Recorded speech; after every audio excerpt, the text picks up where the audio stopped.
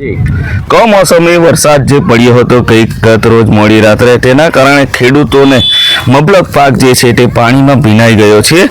ઓલપાડ તાલુકામાં ખાસ કરીને ડાંગરનો પાક વધુત્તમ ખેડૂતો કરતા હોય છે, પરંતુ જે ખેડૂતો હતા એ ખેડૂતોએ પોતાનો પાક જે છે એ કાપીને તૈયાર રાખ્યો હતો અને સુકવવા માટે મૂક્યો હતો. પરંતુ ગત રોજ મોડી રાત્રે જે કમોસમી વરસાદ પડ્યો હતો એ વરસાદે ખેડૂતોને મોડે આવેલો કોળિયો છીનવી નાખ્યો છે, કારણ કે જે ભાત હતું એ ભાત સંપૂર્ણ પાણીમાં પીલરાઈ ગયું છે. હાલ તો જે બચ્યો પાક છે તે ખેડૂતો બચાવવા માટે મહેનત કરી રહ્યા છે. દ્રશ્યમાં જોઈ શકો છો કે જે પાક છે તેને બચાવવા માટે હાલ ખેડૂતો મહેનત કરી રહ્યા છે. ત્યારે જે કમોસમી વરસાદ હતો તેના કારણે ખેડૂતોને ભારે નુકસાન વેઠવાનો વારો આવ્યો છે. ત્યારે ચોક્કસથી કહી શકાય કે મોડે આવેલો કોળિયો ખેડૂતોના મોઢેથી છીનવાઈ ગયો છે. ત્યારે આપણી સાથે જે કેટલાક ખેડૂતો છે તેમની સાથે વાત કરીશું. જે આપનું નામ અને શું પાક આપણે બનાવ્યો હતો? હેમલ પટેલ. ખાસ કરીને અત્યારે ઉનાળામાં ડાંગર બનાવીએ છીએ. ડાંગરનો પાક અત્યારે કાપણીનો સમય ચાલે છે. ચૂંટણીને લીધે મધ્યપ્રદેશ અને મહારાષ્ટ્ર બાજુથી જે અમારા મજૂરો આવે એ આ વખતે આવ્યા નથી, કે ત્યાં ચૂંટણી છે એટલે હાર્વેસ્ટરથી કટિંગ કરે છે. હાર્વેસ્ટરથી કટિંગ કરવાના લીધે ભેજ ડાંગરમાં જળવાયેલો રહે છે, એટલે એને સુકાવવા માટે અમે ખેતરથી લાવીને આવા મેદાનમાં અથવા વાળામાં કે આંગણામાં લાગતા હોઈએ છીએ.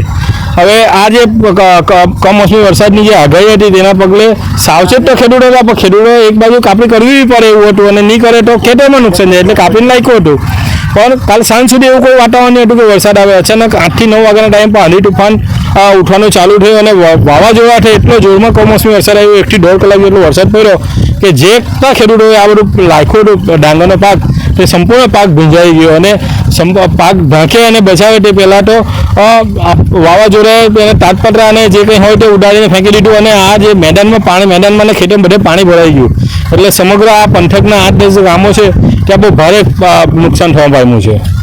આશરે કેટલું નુકસાન છે ખેડૂતોને?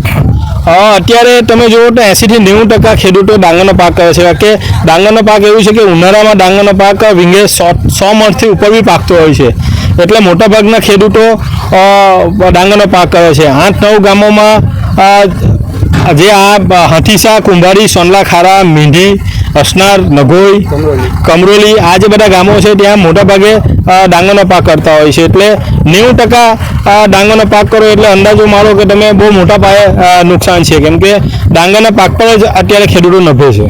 જે ચોક્કસથી કે જે પાક હતો એ પાકને ભેજ સુકવવા માટે મૂક્યો હતો, પરંતુ કમોસમી વરસાદે જે પાક છે એ સંપૂર્ણ નષ્ટ કરી દીધો છે. આપણી સાથે અન્ય ખેડૂત છે. જી કાકા, આપનું નામ અને શાનો પાક કર્યો હતો?